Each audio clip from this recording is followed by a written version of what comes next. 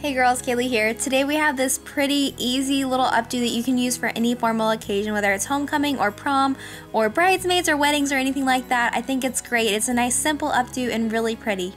So let's get started. First you're going to part your hair on whichever side you find most flattering for you. It's a pretty deep side part, so make sure you get it way over.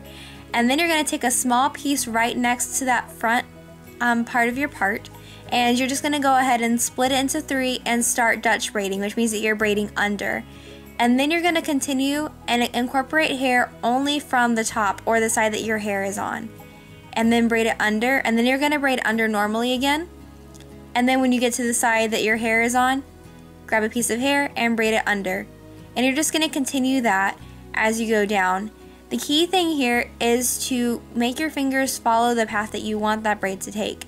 As long as your fingers are where you want that braid to be, your braid is going to make the shape that you want. You can pull this as far over your forehead or as far back as you want. For my face shape, it actually looks better to have a little bit farther forward over the forehead, so that's what I did. And just make sure that you take nice small pieces and build this very gradually and very slowly. That way you can get a really nice shape at the end of the day. This braid is kind of the focal point of the hairstyle, so you really want to take your time with it and make sure that you get it the way that you like.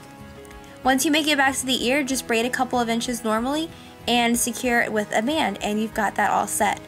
Now if you don't know how to Dutch braid, or this seems kind of foreign to you, I'll link my braid encyclopedia video for you to check out just to help you with a little bit of your braiding tips in case you need some help there. So once you've got that braid taken care of, you want to make sure that it's nice and secured out of the way. And I just use a little tiny hairband, and then you can loosen up the braid just a little bit. You can see I'm just using the ends of my fingers, and that'll kind of add some dimension to the braid. Then pull your hair all over to the one side right next to where you finished your braid. And you're going to make a ponytail right behind that ear. So just securing it all together again with a small little band. And then you're basically going to go ahead and let the band out of that braid because you don't need it anymore, because that other band is going to hold your hair in place. Now you're going to curl small pieces of your hair and pin them against your head. I'm using a 3/4 inch Hot Tools curling iron and just curling my hair down. And once the curl is done, I'm releasing it and then pinning it up against my head. And basically this is where you get to create your own shape. You get to do whatever you want. You can make this as voluminous or as small as you want it to be. So you can see I've pulled this against my head where I wanted it, and I'm kind of wrapping it around my 2 fingers to create the shape that I want, and pinning that in place again. And then I'm leaving the end to hang free and kind of give like a little bit of a free falling, really casual effect. So it's really not too put together. You don't have to get too stressed out about it. You just have to kind of put it together as you see fit. Another thing you can do is you can actually curl maybe like 3 pieces of hair at a time and then go back and pin the 3 pieces up, which is what I'm doing right here. And then you can go ahead and pin that up wherever you see fit. Now when I'm pinning these, I'm pinning into the pins that I've already put in. So that way I'm crisscrossing my pins and creating a little net that's going to hold this hairstyle up. And that's the key to making this style last. If you want some more information about that, I have a bobby pinning tutorial that I will link to also at the end of the video. So you can see here I'm still wrapping these curls around my fingers and then just pulling it up against my head and pinning that in place. Again, pinning into the bobby pins that are already there.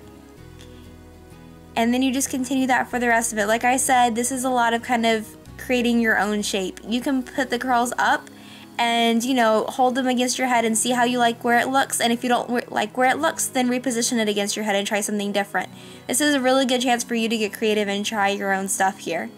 But you can see for me, I left the ends hanging on a lot of these, and I left it fairly voluminous. This was actually kind of inspired by a promo pic for Pretty Little Liars that I saw, and if I can track that picture down again, I will put it in the description box for you.